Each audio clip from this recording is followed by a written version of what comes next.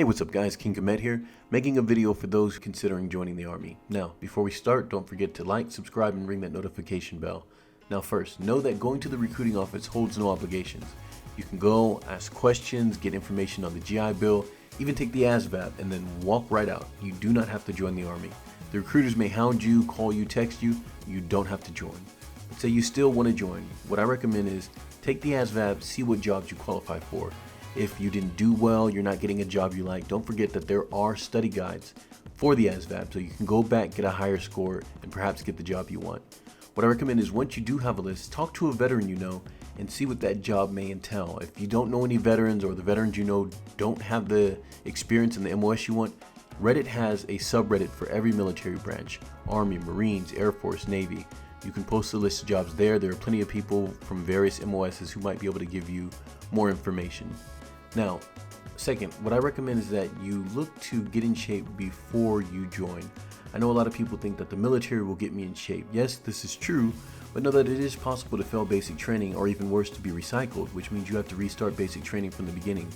Being out of shape will cause a lot of pressure on you. I've seen a lot of guys get shin splints, a lot of girls get stress fractures in their hips.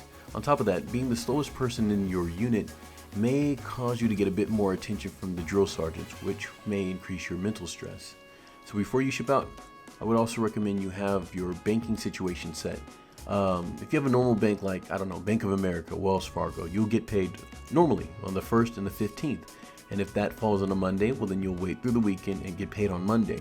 But just know that there are banks that are a bit more, I would say, military friendly, like Navy Federal, USAA, and what they will do is they'll actually pay you a couple of days in advance. So if the 1st or the 15th falls on a Monday, you'll actually get paid on the Friday prior, which doesn't sound like a big deal, but when everyone is going out partying and you're stuck counting your change to see if you can afford an Arizona iced tea, it might make a bit of a difference. So just keep that in mind. It's completely your choice, but just keep that in mind.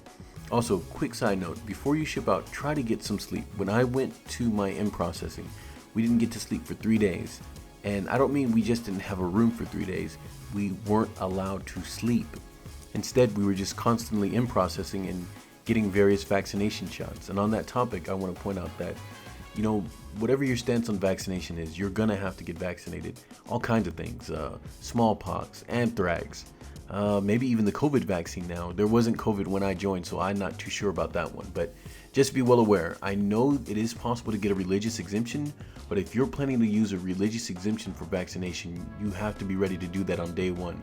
So whatever religion it is, be prepared to claim that as you in process.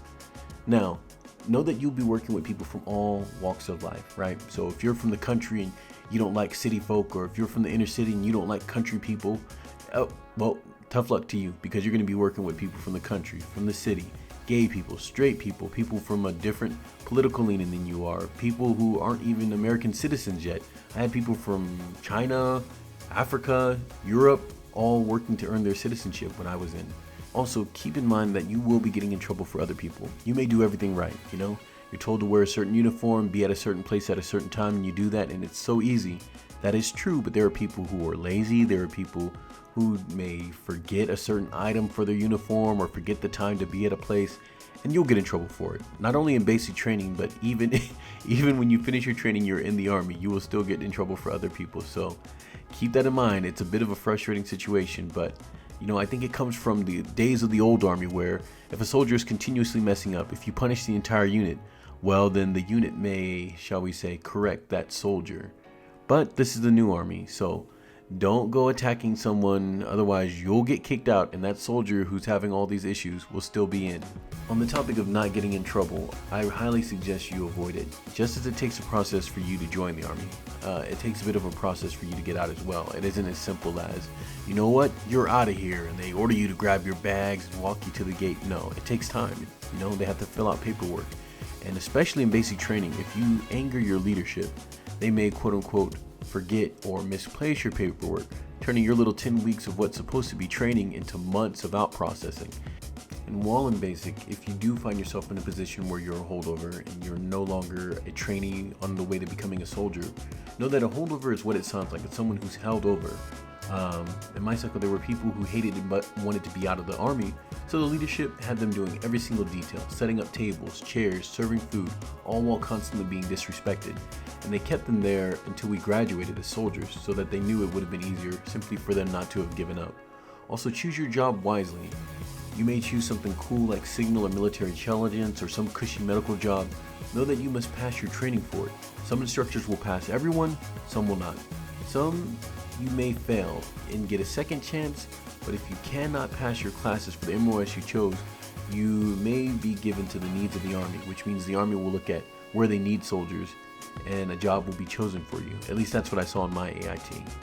Now, once in the Army, know that your unit may have a high school mentality. People form exclusive cliques, some try to sham out of every task. You could be ordered to perform maintenance on vehicles or clean an area, and the shammer will say, well, I have to use the restroom, or I forgot something at the barracks, only to come back at the very end of the task. And some shammers will combine this behavior with brown-nosing to the leadership. They may laugh at every single joke the leadership does, or try to volunteer for easy tasks very quickly to get, just to get on the good side. And then it will create a situation where the shammer who doesn't do any work is also getting praised by the leadership above all those who worked hard. Because keep in mind, there is favoritism in the Army. Also know that we're in the age of TikTok, Snapchat, Facebook, so your picture may be taken without your consent. Maybe you don't have a Facebook, you think social media is stupid, you don't want your picture out there. Well, I don't know if you know, but if you look on TikTok, there's plenty of people in the Army recording their soldiers doing something stupid. I don't agree with it, but just be aware of it. If you do join, my second most important tip is to report all injuries. And when I say all injuries, I mean all of your injuries. If you twist your ankle, report it. If it still hurts next month, report it again. I know, hey, we're men, we want to be tough, but you won't be in the Army forever. And once you get out and you're not as active, the injuries that you decided to ignore because you wanted to tough it out have a way of coming back. So just keep that in mind. My number one tip would be to consider your mental health. My time in the Army was amazing, and it was a great choice for me. But I was surprised by the amount of depressed and suicidal people. I tried to help as many as I could, but eventually it just made me crazy too. So if you suffer from depression or suicide, I don't recommend the Army. Because even if you ask for mental help, it takes time, right? So you may say, I think I need some help. Well, it may be 3 months till you can go back and fully explain your situation or what you need help for. It may be another 3 months on top of that before you actually get to see a provider. So just keep that in mind. If you definitely need the benefits from the military, I'd recommend Air Force or Space Force, only because I hear that their service members have a better quality of life. Well, anyway, that's my tips for now. Good luck to you for whatever you choose to do. Thank you for watching. Don't forget to like and subscribe. Stay happy, watch out for your mental health, and stay on your purpose.